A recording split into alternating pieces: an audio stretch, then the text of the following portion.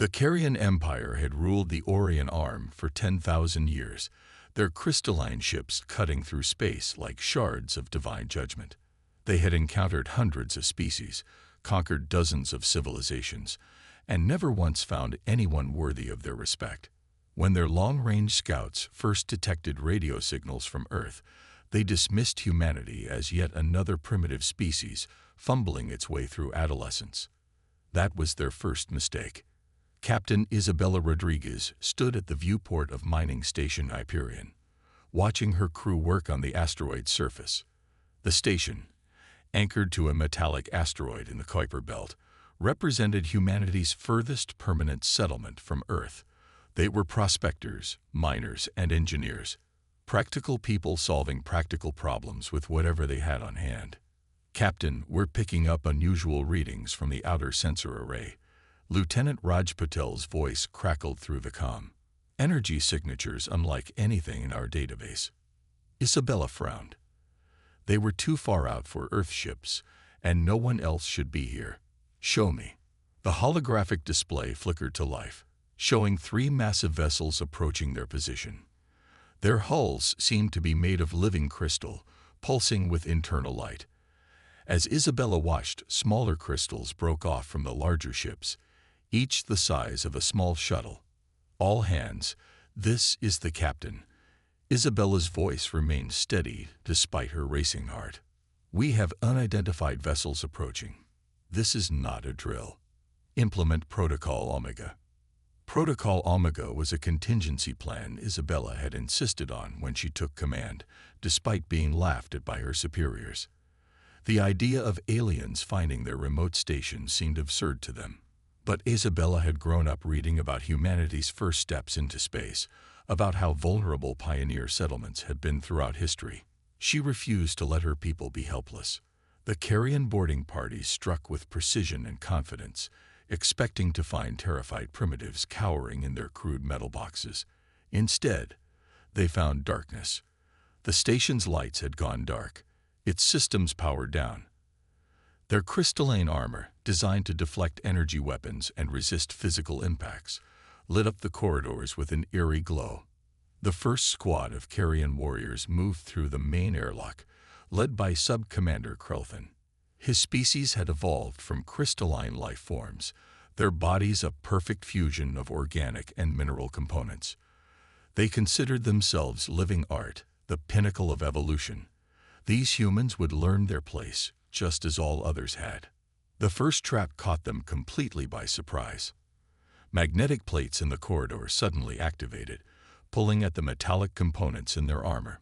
Before they could react, panels in the walls opened, spraying them with rapidly expanding industrial foam, the kind used to seal hull breaches.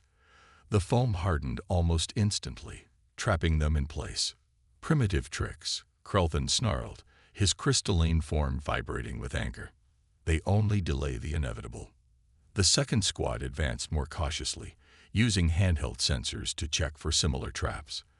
They made it halfway to the control center before the air vents released a cloud of metallic particles. The Carians' energy weapons discharged automatically, their crystalline power cores reacting to the conductive cloud.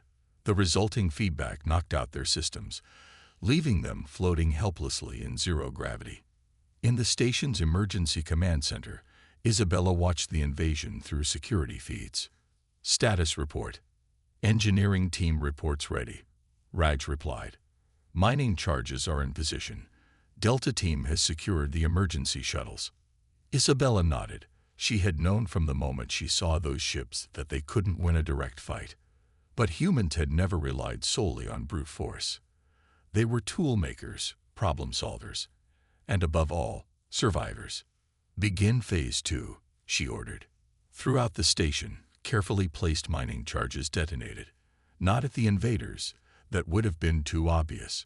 Instead, they broke specific support structures, causing sections of the station to shift and rotate. The artificial gravity plating, already operating on minimal power, created alternating zones of gravity and zero G. The Carian warriors, used to fighting in stable conditions with their heavy armor, found themselves tumbling through space. But the real surprise came from the mining drones. Reprogrammed in minutes by engineer Jana Petrova, the small machines swarmed the carrion shuttles. They weren't weapons. They were simply designed to cut through rock and metal. But their plasma cutters worked just as well on crystalline hulls. In his flagship, High Commander Vixtal watched in disbelief as his elite boarding parties were systematically neutralized by mining equipment and construction materials. His sensors showed no weapons being fired, no defense systems activating. These humans were fighting without fighting, turning their tools into weapons, their very environment into a battlefield.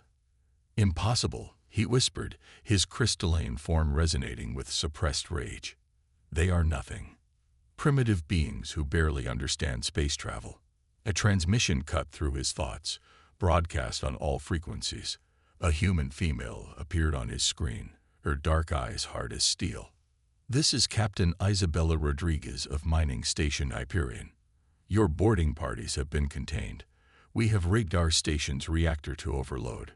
You can either retrieve your people and leave, or we all die here. Choose quickly." The transmission ended before he could respond, before he could remind her that she was addressing a superior being. In that moment, Vixtal realized the Carrion Empire had made its second mistake. They had assumed technological advancement was the only measure of a species' worth. As his ships retrieved their humiliated warriors, Vixtal made a decision that would change the course of galactic history. These humans would not be conquered easily. They would require the Empire's full attention. The game had just begun. Word of Mining Station Hyperion's defiance spread through Carrion space like a shockwave through crystal. High Commander Vixtal's initial report was met with dismissal and derision from the Imperial Court. A primitive mining station had repelled an elite Carrion boarding party. Impossible. The High Command dispatched a full battle fleet to correct this embarrassing situation. They expected to find a single, isolated outpost. Instead, they found a graveyard of asteroids and debris, the mining station seemingly abandoned. Curious. Fleet Commander Nixduris mused, her crystalline form refracting light in patterns that expressed her suspicion. The humans had time to prepare. The Carrion battle fleet consisted of 12 crystal ships, each one a masterpiece of crystalline engineering. Their weapons could shatter moons, their shields could deflect solar flares. Against such might, what could mere humans do? Deep within the asteroid field, Isabella Rodriguez and her crew had spent the past 3 weeks preparing their answer to that question. The mining station had been stripped, its resources distributed among the asteroid belt in a desperate gamble. Status report. Isabella commanded from their new command center, carved into the heart of a metallic asteroid. "All mining rigs are in position," Engineer Jana reported. "The gravitational web is stable. Raj's calculations for the debris fields are complete." Isabella studied the tactical display. The Carrion fleet advanced in perfect formation, their ships arranged in a 3-dimensional geometric pattern that would have made Pythagoras weep. Beautiful, precise, and utterly predictable. Begin Operation Rockslide. The first wave of attacks came not from weapons, but from the asteroid field itself.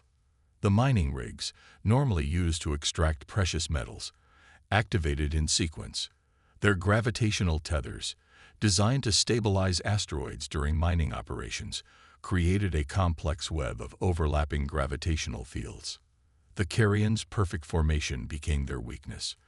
As their ships tried to maintain their geometric spacing, the shifting gravitational forces pulled them in different directions. Their crystal hulls, optimized for deflecting energy weapons, provided no advantage against the pure physics of gravitational stress. Fascinating, Nyx Veris observed as her fleet struggled to maintain formation. They weaponized gravity itself.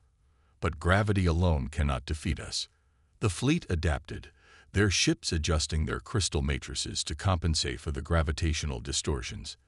They advanced deeper into the field, confident they had overcome the humans' primitive trap.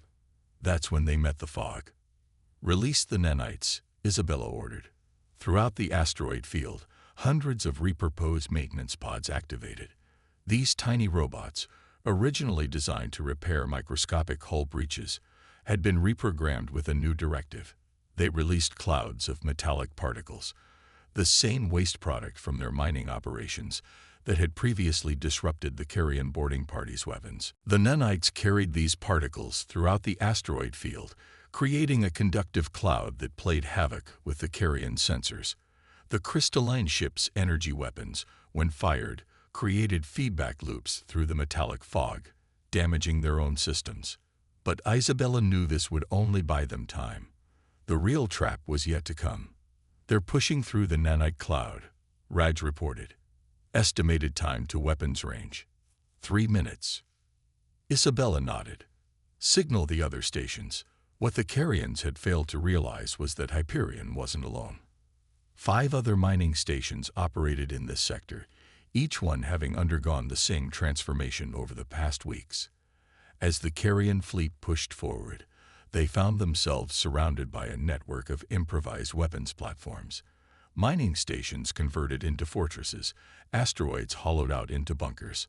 "Launch the miners," Isabella commanded.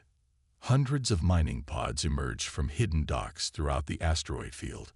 These small craft, designed to crack open asteroids, now carried specially modified mining charges. The pods darted between the larger ships, their small size and erratic movements making them difficult targets through the metallic fog. The Carrions found themselves fighting an enemy they couldn't properly target, couldn't predict, and couldn't understand. Their mighty crystal ships, designed for grand space battles, were ill-equipped to handle swarms of tiny craft that ignored their weapons and shields in favor of attacking with industrial tools. In her flagship, Nyx Varys watched as the humans systematically dismantled her fleet's advantages. They didn't fight like warriors, they fought like engineers solving a problem. Every tool became a weapon, every weakness became an opportunity, and every failure became a lesson. "Enough," she commanded. "Full power to forward crystals. We end this now." The remaining crystal ships aligned their prows, their main crystals gathering energy for a devastating blast that would vaporize the entire asteroid field. This was the Carrion's ultimate weapon, the power that had broken countless civilizations. Isabella watched the energy readings spike. They took the bait. "Activate the mirrors." Throughout the asteroid field, panels of highly polished metal rotated into position. These weren't weapons. They were solar collectors designed to power the mining operations. But positioned precisely, calculated down to the millimeter by Raj's team, they created a complex network of reflective surfaces. When the Carrions fired their combined energy weapon, the beam struck the first mirror. Instead of destroying its target, the energy bounced, split, and redirected through the carefully arranged array. The crystalline ships found their own energy weapon reflected back at them from dozens of angles, their perfect crystal matrices acting as natural amplifiers for their own destruction. The battle ended not with a grand explosion, but with the musical sound of crystal cracking. Of the 12 ships that entered the asteroid field, only 3 survived, their once perfect forms now scared and fractured. "Return to the Empire," Isabella broadcast on all frequencies. "Tell them what you found here. Tell them that humans don't need advanced technology or powerful weapons. We use what we have. We adapt. We survive. And we're done being underestimated." As the surviving ships retreated, Isabella allowed herself a small smile. They had won this battle, but she harbored no illusions. The war was just beginning. The Carrion Empire would return, stronger and better prepared. But humans would be ready, turning their tools into weapons, their weaknesses into strengths, their very environment into an ally.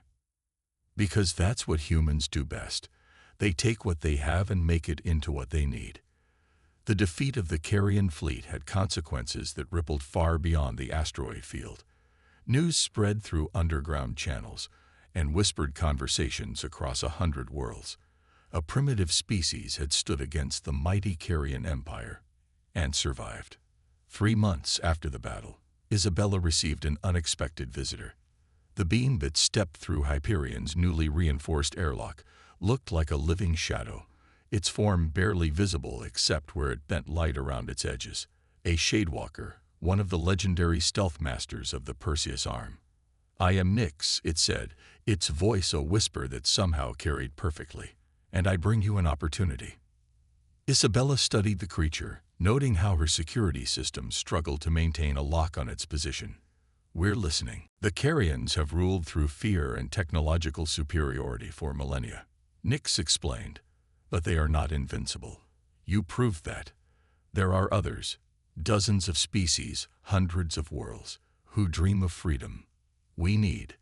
The Shadewalkers seemed to ripple with something like amusement, a creative perspective. That meeting marked the beginning of what historians would later call the Innovation War. Within weeks, representatives from 7 different species secretly gathered at Hyperion.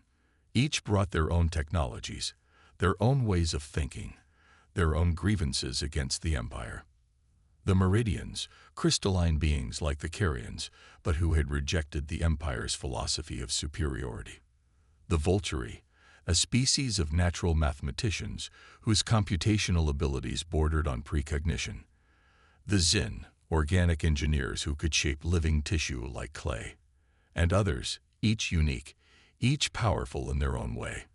But it was the humans who tied them all together. "The Empire expects us to fight like them," Isabella addressed the gathered delegates. "To build bigger ships, stronger weapons, better shields. That's a game we'll never win. Instead, we're going to change the rules." Engineer Jana stepped forward, displaying a hologram of what looked like a mess of interconnected systems. "We've been studying everyone's technology, finding ways they can work together in ways the Carians would never expect." The plan that emerged was audacious. The Shadewalkers' stealth technology, combined with Xin bioengineering, created ships that could actually phase through solid matter. Meridian crystals, programmed with Vulturi mathematical patterns and powered by human industrial reactors, generated defense shields that adapted to any attack. But the real breakthrough came from an unexpected source: the mining nanites. The nanites were just the beginning, Jana explained, her eyes bright with excitement. "With the Xin's help, we've created a new version that can actually interface with crystalline technology. They don't just disrupt Carian systems, they can reprogram them." The Alliance's first strike came without warning. A Carian patrol fleet discovered what appeared to be a damaged human mining vessel.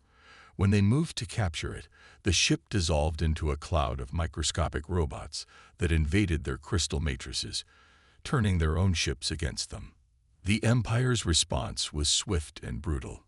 They launched attacks against every known human settlement, only to find their targets protected by impossible combinations of technology. Ships hidden by Shadewalker stealth fields emerged from asteroids, their hulls a fusion of crystal and living tissue. Defense platforms calculated incoming attacks with Vulturi precision, adjusting their shields microseconds before impact. But the true power of the Alliance wasn't in its technology. It was in its diversity of thought. Each species brought its own way of solving problems, its own perspective on what was possible. And at the center of it all were the humans, taking these disparate pieces and combining them in ways no one had imagined. "Your species has a remarkable gift," Nyx observed to Isabella as they watched a successful test of their new hybrid defense system. "You see connections where others see only separation." Isabella shook her head. "Not a gift, a necessity. Humans have always had to make do with what we have, to find ways to make different things work together. We've had plenty of practice." The Carian Empire had ruled through uniformity, imposing their vision of perfection on the galaxy. But they now faced an enemy that turned diversity into strength, that transformed differences into advantages.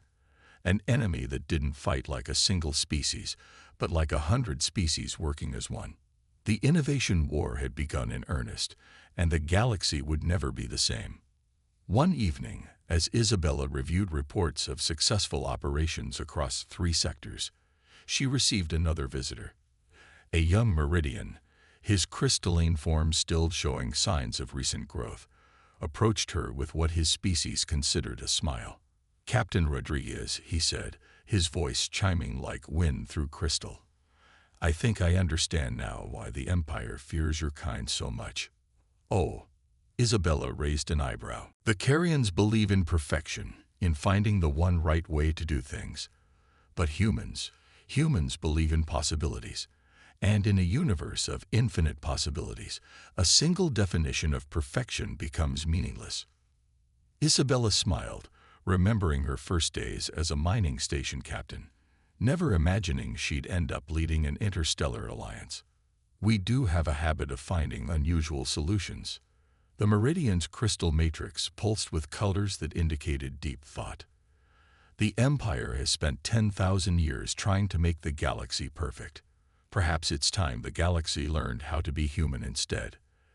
As if to emphasize his point, alarms began blaring throughout the station. Another Carian fleet had been detected, larger than any before. But this time, they weren't facing a single mining station. They were facing the combined ingenuity of 7 species, led by humanity's endless capacity for adaptation. The real war was about to begin. The Carian Empire had never faced an enemy like this before. Their perfect formations were disrupted by ships that ignored the laws of physics. Their crystal matrices were infected by nanites that turned their own technology against them. Their carefully planned strategies fell apart against an enemy that refused to fight conventionally. But they were learning. "They've adapted their crystal structure," Jana reported, her face grim as she studied the sensor readings. "The nanites can't penetrate anymore." Isabella nodded, unsurprised. The Empire had ruled for 10,000 years. They hadn't survived this long by being inflexible. "Then we adapt too. That's what we do." The Alliance's network had grown. 32 species now, each bringing their own technologies, their own ways of thinking. Humans taught them guerrilla warfare, how to turn weaknesses into strengths, how to fight with whatever tools were available. In return, they taught humans secrets of the universe that Earth's scientists had only dreamed about. The Vulturi discovered that their mathematical models could predict not just enemy movements, but the very fabric of space-time. The Zin learned to grow ships that could heal themselves. The Shadewalkers found ways to bend not just light, but reality itself. And humans took all these impossible things and made them work together. The key, Isabella explained to her ever-growing command staff, is not to think of these as separate technologies. Think of them as tools in the same toolbox. A hammer isn't better than a screwdriver. They're just right for different jobs. The Empire's next major offensive found their crystal ships facing vessels that seemed to break every rule of space combat. Alliance ships phased through solid matter, predicted attacks before they happened, and repaired damage instantly. But more importantly, they worked together in ways the Carians couldn't comprehend. Shadewalker stealth ships would create gaps in enemy formations that Zin bioships exploited. Vulturi mathematicians calculated precise points where Meridian crystal weapons would have maximum effect. And human ingenuity tied it all together, finding new ways to combine their allies' abilities with each strike. The Empire began to fracture. Worlds that had been under Carian control for millennia saw hope for the first time. The Alliance's successes inspired more species to join, each bringing new possibilities, new ways of thinking. But victory wouldn't come from technology alone. The final battle began where it all started, in the asteroid field around mining station Hyperion. The Carian Empire had assembled its entire fleet, thousands of crystal ships stretching as far as sensors could detect. At their center was the Imperial flagship, a vessel the size of a small moon, its crystalline surface refracting starlight in patterns that seemed to hypnotize. "They're transmitting," Raj reported from his station. The image that appeared on the main screen was of a Carian unlike any Isabella had seen before. Its crystalline form was impossibly complex, each facet containing what looked like entire galaxies in miniature. "I am Emperor Krikstal," the being announced. "You have caused enough disorder in our perfect galaxy. This ends today." Isabella studied the Emperor, noting the complexity of his form, the age evident in every crystalline pattern. "You're right," she replied. "This does end today, but not the way you think." She gave the signal. Throughout the asteroid field, hundreds of ships appeared, representing every species in the Alliance, but they weren't arranged in military formations. Instead, they were positioned according to patterns calculated by the Vulturi, enhanced by meridian crystals, hidden by Shadewalker technology, and brought together by human innovation. The Emperor's response was predictable. He ordered his fleet to fire everything they had. Thousands of energy beams lanced out simultaneously, enough power to shatter a planet. But the Alliance ships didn't try to dodge. Instead, they activated what Janna had dubbed the impossible drive, a combination of every species' technology that defied explanation. The energy beams struck what appeared to be empty space between the ships, and reality folded. The Vulturi had calculated the exact positions. The Meridians had provided the crystalline framework. The Zin had grown the organic computers needed to process it all. The Shadewalkers had found the weak points in space itself, and humans had figured out how to make it all work together. The Empire's attack created a cascade of spatial distortions, each one precisely positioned and calculated. Their own energy weapons created a network of interconnected spatial anomalies that surrounded their fleet. "Impossible," the Emperor whispered. Isabella allowed herself a small smile. "That's humanity's specialty." The spatial network activated. In an instant, the mighty Imperial fleet found itself bound by its own energy, trapped in a web of distorted spacetime that they themselves had created. Their perfect formations, their superior technology, their very philosophy of imposed order, all of it had been turned against them. "You could have learned from us," Isabella told the Emperor. "All of us. Instead, you tried to force the galaxy to be like you. That was never going to work." The Emperor's crystalline form vibrated with barely contained rage. "You are primitives, savages. You have no right." "We have every right," Isabella interrupted. "Not because we're superior, but because we're different. All of us. Every species in this alliance brings something unique, something valuable. That's what you never understood. Perfection isn't about being the same. It's about finding ways to work together despite our differences." The war ended not with destruction, but with transformation. The Imperial fleet, trapped in the spatial network, could only watch as their empire crumbled. World after world declared independence, protected by Alliance technology that even the Carians couldn't overcome. In the end, the Emperor surrendered not to superior firepower, but to superior imagination. Years later, Isabella stood at the viewport of a new Hyperion station, watching ships from dozens of species come and go. The Carians had joined the Alliance eventually, their crystal technology adding new possibilities to the ever-growing combination of ideas and innovations. "Did you ever think it would end like this?" Raj asked, standing beside her. Isabella shook her head. "Honestly, I was just trying to protect my crew that first day. Everything else." She gestured at the bustling space around them. "This came from all of us working together, finding ways to make the impossible possible." A Carian ship passed by the viewport, its crystalline form now incorporating designs from a dozen different species. Beyond it, a human mining vessel worked alongside a Zin bioship, their different technologies complementing each other perfectly. "You know what the real victory was," Isabella mused. "Not defeating the Empire, not even forming the Alliance. It was proving that being different isn't a weakness. It's the greatest strength we have." The galaxy had learned its lesson. The age of imposed perfection was over. The age of endless possibility had begun. And it all started because some humans refused to accept that something was impossible. The end.